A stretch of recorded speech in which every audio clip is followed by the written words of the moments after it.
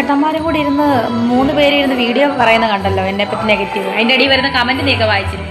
എടാ നാണമില്ലടാ നിനക്ക്. ആ തൊപ്പി വെച്ച് എനിക്കൊന്ന് ഡാനിസത്തിനാന്ന് തോന്നുന്നു. മറ്റവന്മാരെ രണ്ടിനും എനിക്ക് അറിയത്തില്ല. ഓക്കെ റായി, നിനക്ക് തീർന്നില്ല. എടാ അതിന്റെ അടി നീ ഇടുന്ന വ്ളോഗിന്റെ അടിയിൽ വരുന്ന കമന്റ് നീ വായിച്ചിട്ടുണ്ടോ? നിനക്ക് നാണമുണ്ടോടാ എന്റെ പുറകെ നടക്കാൻ? അപ്പം ഇന്നത്തെ നമ്മുടെ വിഷയം രേണുസുതിയാണ്. രേണുസുതി ഒരു ചിമിട്ട മറുപടിയായിട്ട് നമ്മുടെ പ്രമുഖ ബ്ലോഗേഴ്സിനെതിരായിട്ട് വന്നിട്ടുണ്ട്. പക്ഷെ പേര് നൈസായിട്ടൊന്ന് മാറി പോയിട്ടുണ്ട് പുള്ളിക്കാരിക്ക്. അപ്പം അതാണ് വിഷയം. ഇന്ന് കുറച്ചധികം കാര്യങ്ങൾ, കേസും കാര്യങ്ങളും, അതിന്റെ അപ്ഡേഷൻ കാര്യങ്ങളൊക്കെ ഈ വീഡിയോയിലൂടെ ചുമ്മാ ഒന്ന് അങ്ങോട്ടും ഇങ്ങോട്ടും ഒന്ന് ചർച്ച ചെയ്യുന്നുണ്ട്. പിന്നെ രേണുസുതി 1-2 ബാക്കി കാര്യങ്ങളും ആസ് യൂഷ്വൽ എന്ന് നമ്മൾ സംസാരിക്കുന്ന പോലൊക്കെ തന്നെ. അപ്പൊ എന്റെ ഈ ചാനൽ ആദ്യമായിട്ടാണ് നിങ്ങൾ കാണുന്നതെങ്കിൽ ഒന്ന് സബ്സ്ക്രൈബ് ചെയ്ത് കാണാൻ ശ്രമിക്കും. പിന്നെ ഹൈപ്പ് എന്നൊരു ഓപ്ഷൻ ഉണ്ടെങ്കിൽ അതും കൂടെ ഒന്ന് കൊടുക്കുക. പിന്നെ എന്താണ്, കമന്റ് കുറവാണ്, കമന്റ് ചെയ്യുക. രേണുസുതി ഇഷ്ടമല്ല എന്നുണ്ടവരുണ്ടെങ്കിൽ ഒന്നെന്താണ് ലൈക്ക് ചെയ്യുക കേട്ടോ. അത് മസ്റ്റ് ആണ്, ലൈക്ക് ചെയ്യണം.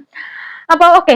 അപ്പൊ രേണുസുതി എന്താണ്, റാസൽ കൈമേലാണല്ലോ, റാസൽ കൈമ ഇരുന്നുകൊണ്ട് നമ്മുടെ പ്രമുഖ വ്ളോഗേഴ്സിനെതിരായിട്ട് ഒരു വീഡിയോ ഇട്ടിട്ടുണ്ടായിരുന്നു. എന്നാൽ ഫസ്റ്റ് ഓഫ് ഓൾ നമുക്ക് ആ വീഡിയോ കണ്ടുകൊണ്ട് തന്നെ തുടങ്ങാം. അതിനോടൊപ്പം തന്നെ എനിക്ക് ആൾട്ടൂനെ കുറിച്ച് 2 കാര്യങ്ങൾ പറയാനുണ്ട് കേട്ടോ. അത് സ്കിപ്പ് ചെയ്യരുത്. നിങ്ങൾ ചേട്ടന്മാരും കൂടി ഇരുന്ന് 3 പേര് ഇരുന്ന് വീഡിയോ പറയുന്ന കണ്ടല്ലോ എന്നെ പറ്റി നെഗറ്റീവ്. അതിന്റെ അടിയിൽ വരുന്ന കമന്റ് നീയൊക്കെ വായിച്ചിരുന്നു. ആ 3 ചേട്ടന്മാരെ എന്ന് ഉദ്ദേശിച്ചത് വിവി, വിച്ചു, നമ്മുടെ മാസ്റ്റർ മനു, പിന്നെ എന്താണ് അനന്തുവിന്റെ ചാനലിലൂടെയാണ് വന്നത്. അതാണെന്ന് എനിക്ക് തോന്നുന്നു കേട്ടോ.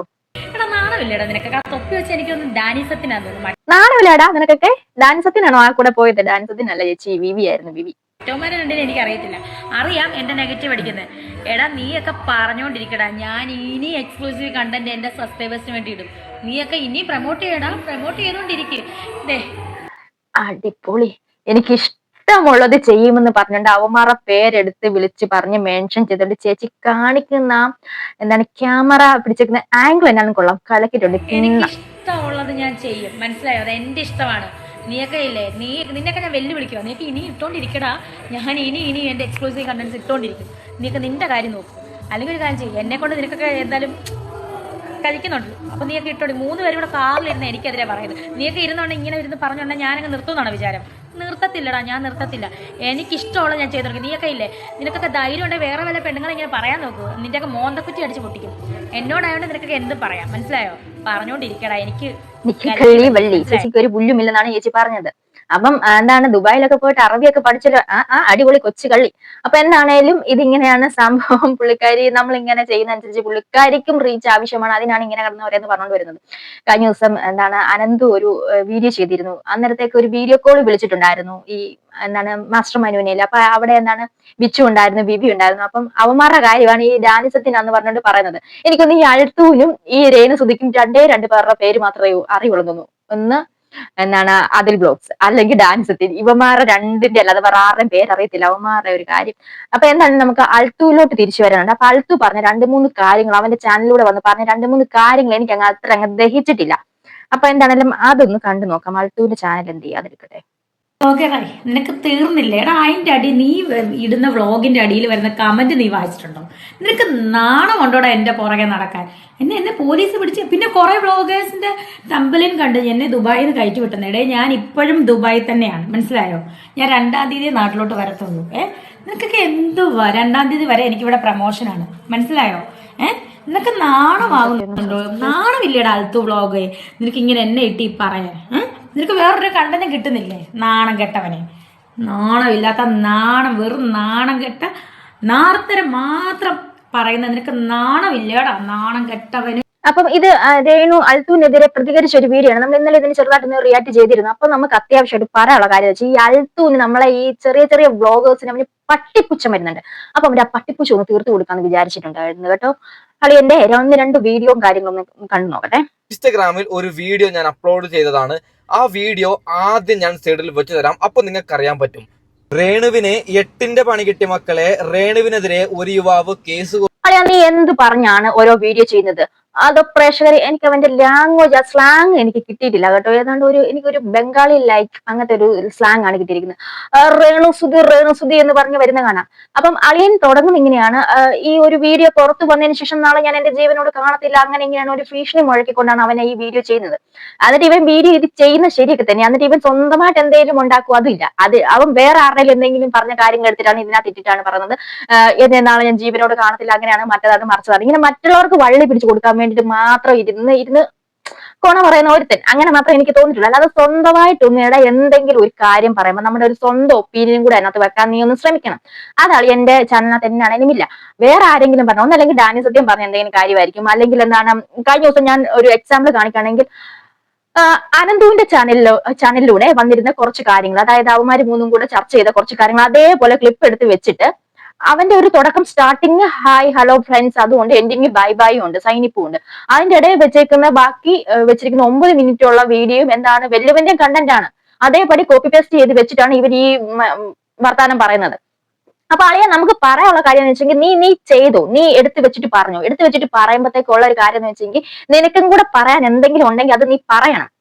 അല്ലാതെ ആദ്യമേ ഹായ് ഹലോ ഫ്രണ്ട്സ് എനിക്ക് ജീവൻ ആപത്താണ്, ഇത് പുറത്ത് വരുമ്പോൾ നിങ്ങൾ അത് കേൾക്കണം, അതാണ് മാടയാണ് കോടയാണ്. നീ കഴിഞ്ഞ ദിവസം ഡാനിയുടെ വായിന്ന് ചൊവ്വന്നേരെ കേട്ടില്ലേ, നീ ഒരുമാതിരി പൊളിറ്റിക്സും കാര്യങ്ങളൊക്കെ പറഞ്ഞിട്ട് അതിന്റെ കൂടെ ഉപദേശവും വേറെ സംഭവങ്ങളും ഒന്നിച്ച് കയറ്റി മിക്സ് ചെയ്തിട്ട് ശരിക്കും കേട്ടില്ലേ അളിയൻ?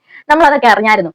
അപ്പം ഇതാണ് സംഭവം. പിന്നെ നിന്നോട് പ്രധാനപ്പെട്ട ഒരു കാര്യം പറയാൻ എന്താന്ന് വെച്ചിട്ടുണ്ടെങ്കിൽ, എടാ ഇവിടെ ചെറിയതവനോ വലിയവനോ എന്നൊന്നും ഇല്ല. ഞാനൊക്കെ ജസ്റ്റ് തുടക്കക്കാരിയാണ്. 10,000-3000 സബ്ബേ ഉള്ളൂ, സമ്മതിച്ചു. നിനക്കൊക്കെ എന്തൊക്കെയോ കാര്യം പറഞ്ഞ് നീ കള്ളത്തരത്തിലൂടെ പറഞ്ഞ്, അതായത് ആ ബിഗ് ബോസിന്റെ സമയത്ത് എന്താണ് രാജ് ടോപ്പ് ചേട്ടനും വെച്ച് കൊടുത്ത് അതിൽ ഏതാണ്ട് ഒരു തുണിക്കടയിൽ കടന്നിട്ടുണ്ടെങ്കിൽ ഒരു റെസിപ്പി എടുത്തിട്ട് വന്നിട്ട് നീ 50,000 രൂപ അതുൽ ബ്ലോഗ്സിന് കൊടുത്തു, അനുൽ മോൾ കൊടുത്തു, 1,00,000 രൂപ രാജ് ടോപ്പിന് കൊടുത്തു. നീ എന്നാൽ അന്ന് 50,000 രൂപ കൊടുത്ത് അതിനെ ഒതുക്കിയത് ഞങ്ങൾക്ക് ആർക്കും ഇഷ്ടപ്പെട്ടില്ല. ഒരു 5 ലക്ഷം എങ്കിലും അതിന് കൊടുക്കാമായിരുന്നു. അപ്പൊ അങ്ങനെ നീ ഊടായ്പ് കാണിച്ച് വന്ന ഒരുത്തനാണ്. പിന്നെ നിന്നോടൊരു നാക്കിട്ടടിച്ച് നിൽക്കാന്ന് പറഞ്ഞാൽ നീ അത് താങ്ങുമെന്ന് എനിക്കറിയത്തില്ല. നിന്റെ സംസാരവും ശൈലിയൊക്കെ കണ്ടിട്ടുണ്ടെങ്കിൽ നമ്മൾ സ്റ്റേറ്റ് സിലബസ് ആണ്. നമ്മുടെ ഒരു ലെവലും ആ ലെവലായിരിക്കും. നമുക്ക് നാക്കിട്ടടിച്ച് നിൽക്കാൻ നമുക്ക് നന്നായിട്ട് അറിയാം. അത് പക്ഷെ നിന്റെ ഒരു ബേസ് ലൈൻ വെച്ച് നോക്കുമ്പോൾ നിനക്ക് അതിന് പറ്റത്തില്ല. നീ അത് താങ്ങുമെന്ന് എനിക്ക് തോന്നുന്നില്ല മോനെ. കാരണം അതിനൊരു എക്സാമ്പിൾ എന്ന് പറയാല് നിന്റെ കമന്റ് ബോക്സിൽ നെഗറ്റീവ് കമന്റ് ഇല്ല എന്നുള്ള ഒരു കാര്യമാണ് ഹൈലൈറ്റ്. എടാ ഞങ്ങളുടെയൊക്കെ കമന്റ് ബോക്സ് എന്ന് പറഞ്ഞാൽ ഞങ്ങൾ മൈൻഡ് പോലും ചെയ്തില്ല. ആരെന്ത് പറഞ്ഞാലും അത് ഡിലീറ്റ് ചെയ്യാനും പോകത്തില്ല. ഞങ്ങൾക്ക് കള്ളിവെള്ളി അത്രേ ഉള്ളൂ. നമ്മൾ അത് വിട്ടുകളയും. അതെ അവിടെ കടന്നോട്ടെ, നമ്മളത് ശ്രദ്ധിക്കാനേ പോകത്തില്ല. പിന്നെ പറയേണ്ടതാണെങ്കിൽ നമുക്ക് ചിലപ്പോൾ കുരു പൊട്ടിയിരിക്കുവാണെങ്കിൽ ഇങ്ങോട്ട് വിളിച്ച് അങ്ങോട്ടും കയറി മാന്തും. അതാണ് അവസ്ഥ. അപ്പം നീ അതൊന്ന് ശ്രദ്ധിക്കുക. എനിക്ക് ഏറ്റവും വലിയ ചൊടിപ്പിച്ച കാര്യം ഇതാണ്. വലിയ യൂട്യൂബേഴ്സ്, ചെറിയ യൂട്യൂബേഴ്സ്, അവന് ആകെപ്പാടെ അറിയാവുന്നത് ഡാനിയുടെ അതുലിന്റെ മാത്രം പേരാ. നിനക്ക് എന്താ മാസ്റ്റർ മൈൻഡ് മനുവിന്റെ പേര് പറയാൻ നിനക്ക് എന്താ കുഴപ്പം? നിനക്ക് എന്താ കൊള്ളുന്നത്? അത് പറയത്തില്ല. നീ ഒരു യൂട്യൂബേഴ്സിനെ പറഞ്ഞില്ല, ഒരു യൂട്യൂബർ എന്നിട്ട് ഒരു യൂട്യൂബറിന്റെ പേര് പറയാൻ ഉൾപ്പില്ലാതെ അവന്റെ ആ വീഡിയോ ഒക്കെ എടുത്തിട്ട് നിന്റെ ചാനലിൽ കൊണ്ടിടുകയും ചെയ്യും. അതെന്നാ പരിപാടിയാണ് കാണിക്കുന്നത്? ഒന്നല്ലേ നീ അവന്റെ പേര് പറയണം. നീ എന്നാണെങ്കിൽ അവന്റെ ചാനലിൽ കയറി അടിച്ചു കയറി നീ കണ്ടതാണല്ലോ ആ വീഡിയോ. അല്ലാണ്ട് നിനക്ക് കാണാൻ പറ്റില്ല. അപ്പൊ നിനക്ക് എന്താണെങ്കിലും ആ വീഡിയോ കാണുമ്പോഴത്തേക്ക് ഇത് ഏത് ചാനലിൽ നിന്ന് എടുത്താൽ നിനക്ക് ഒരു ഇതില്ലേ? എടാ നിന്റെ റീച്ചിങ് കൊണ്ടൊന്നും വേണ്ട. എന്നാൽ നിനക്കൊരു മര്യാദ ഉണ്ടല്ലോ. അവരുടെ വീഡിയോ എടുത്ത് നീ അതുപോലെ തന്നെ കോപ്പി പേസ്റ്റ് ചെയ്ത് വെക്കുകയും ചെയ്യും. പക്ഷെ അന്ന് അവരുടെ ഒരു പേര് മെൻഷൻ ചെയ്തില്ല. ഒരു യൂട്യൂബർ അവൻ ആകെപ്പാടെ അറിയാവുന്ന അതുലിന്റെയും ഡാനിയുടെയും പേരാണ്. അതാണ് എനിക്ക് ഏറ്റവും കൂടുതൽ അരിശം വന്നത്. എടാ നമ്മൾ ശരിയാണ്, നിന്നെ പെറ്റിട്ടപ്പോഴത്തേക്ക് നീ 1,00,000 സബ്സ്ക്രൈബേഴ്സുമായിട്ട് യൂട്യൂബിലോട്ടല്ലല്ലോ നിന്നെ പെറ്റിട്ടത്. സാധാരണ നമ്മൾ ഇങ്ങനെ ബിഗ് സീറോയിൽ നിന്ന് വന്ന് ഓരോ പടി ഇങ്ങനെ കയറിയാണ് നമ്മൾ വന്നത്, പല തുള്ളി പെരുവെള്ളം എന്ന് പോലെ. പക്ഷെ നിന്റെ വർത്താനം കേട്ടോട് നീ പെറ്റിട്ടതേ യൂട്യൂബിലോട്ടാണ് എന്നാണ് നിന്റെ ഒരു വർത്താനം കേട്ടുള്ള സ്റ്റൈല്. അപ്പം ഇതിൽ നിന്ന് എനിക്ക് വ്യക്തമായ ഒരു കാര്യം എന്താന്ന് വെച്ചിട്ടുണ്ടെങ്കിൽ, ഇവന് പറഞ്ഞു നിൽക്കാൻ നമ്മളോട് നാക്കടിച്ച് നിൽക്കാനുള്ള ഒരു കപ്പാസിറ്റി ഇല്ല, അങ്ങനെ ഒരു കേപ്പബിലിറ്റി ഇല്ല. എന്നാണ് CBC പാൽക്കുപ്പി പയ്യനാണെന്ന് എനിക്ക് തോന്നുന്നു. അപ്പൊ നമ്മൾ കഴിഞ്ഞ ചർച്ച ചെയ്തപ്പോൾ നമ്മുടെ ഫ്രണ്ട്സിനോടും പറഞ്ഞു, അവന് നാക്കടിച്ച് നിൽക്കാനുള്ള ഒരു കപ്പാസിറ്റി പരിപാടി ഇല്ലാതായിരിക്കും, പാവം പോട്ടെ പുല്ലെന്ന് പറഞ്ഞിട്ട് നമ്മൾ അങ്ങനെ വിട്ടുകളഞ്ഞാണ്. പക്ഷെ എന്നാലും എനിക്ക് ഇതിന്റെ ഈ സംസാരം കേട്ടപ്പോൾ എനിക്ക് വീണ്ടും എനിക്ക് ചൊറിഞ്ഞു വന്നു. അതുകൊണ്ട് മാത്രമാണ് നിനക്ക് ഇങ്ങനെ ഒരു മറുപടിയുടെ ആവശ്യം. പിന്നെ നമ്മളതിനകത്ത് ബാധിക്കുന്നില്ല, എന്നാലും ഒന്ന് ഇരിക്കട്ടെ എന്ന് വിചാരിച്ചു. ഇൻസ്റ്റഗ്രാമിലും അതേ അവസ്ഥയാണ്. ഇന്നലെ ഏകദേശം 8 മണിക്കൂറിനുള്ളിൽ 5,14,000 പേരാണ് എന്റെ വീഡിയോ, റേണുവിനെതിരെ ഞാൻ ഇടുന്ന വീഡിയോ കാണുന്നത്. റേണുവിന് അത് നല്ലോണം കൊള്ളുന്നുണ്ട്. ഒരു കാര്യം പറയാം, റേണുവിന് കുറെ യൂട്യൂബേഴ്സ്, അതൊരു ഡാനി സത്യൻ തുടങ്ങിയ കുറെ. പിന്നെ അടുത്തൊരു ഹൈലൈറ്റ്, എടാ നീ എന്തിനാണ് നിന്റെ ചാനൽ ഇതുപോലെ നീ ബൂസ്റ്റപ്പ്? ഞാൻ എന്നെ തന്നെ വിളിക്കുന്ന വിമൽ കുമാറിന് അറിയാളിയാ, നീ വിളിക്കുന്നത് വിമൽ കുമാർ തന്നെയാണ്. നീ വിളിക്കുന്ന വിമൽ കുമാറിനാണ്, നിന്റെ ചാനലിൽ നീ വിളിക്കുന്ന വിമൽ കുമാറിനാണ്. ഇവൻ ആദ്യമേ ഇവൻ സ്വന്തമായിട്ട് ഇവൻ ഒരു SP ആണ്. ഇവൻ ആകെപ്പാടെ അറിയാവുന്ന അതില് ഡാൻസ്. ഇടയ്ക്കൊക്കെ നമ്മളും ഒക്കെ ഉണ്ട്. നമ്മള് ചെറിയ യൂട്യൂബേഴ്സ് ആണ്, നിന്റെ ഭാഷ പറഞ്ഞാലും ഓക്കെ ഫൈൻ, നമ്മൾ സമ്മതിച്ചു തരുന്നു.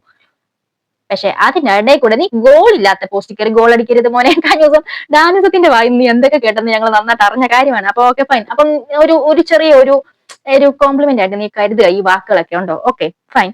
ഇതൊക്കെയാണ് ആശാന്റെ കയ്യിലിരിപ്പ്. പിന്നെ ഇതൊക്കെ കണ്ടിട്ട് നിങ്ങൾക്ക് ഇവനെ കുറിച്ച് എന്താണ് അഭിപ്രായം എന്ന് പറഞ്ഞാൽ നിങ്ങൾ തീർച്ചയായിട്ടും കമന്റ് ചെയ്യണം. പിന്നെ അതോടൊപ്പം തന്നെ രേണുവിന്റെ ഈ കോപ്രായത്തെ കുറിച്ച് ഒന്ന് കമന്റ് ചെയ്യണം. പിന്നെ എന്താണ്, ഇതാണ് മെയിൻ ആയിട്ട് എനിക്ക് ഇത് 2 കാര്യങ്ങൾ പറയണമെന്ന് തോന്നിയിട്ടുണ്ട്. ഇന്ന് പ്രത്യേകിച്ച് കാര്യങ്ങളൊന്നുമില്ല. അവള് റാസൽ കൈമേന്ന് 2-ാം തീയതി വരണം ഇനി അടുത്ത എന്തെങ്കിലും പരിപാടി ഒപ്പിക്കണമെങ്കിൽ. അപ്പൊ നമുക്ക് വൈൻഡ് അപ്പ് ചെയ്യാൻ സമയം. അടുത്തൊരു വീഡിയോ പിന്നെ കണ്ടുവരെ ബൈ.